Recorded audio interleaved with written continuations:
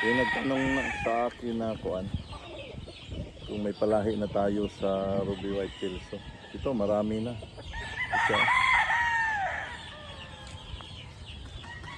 anak to ng Ruby White Kelso natin.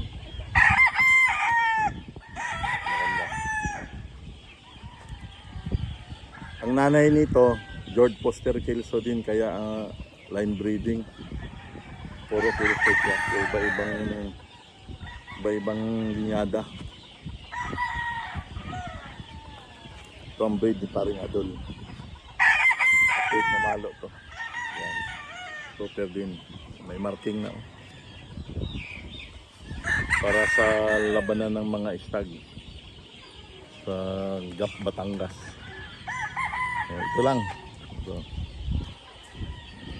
Pulang-pula, bagong pungos.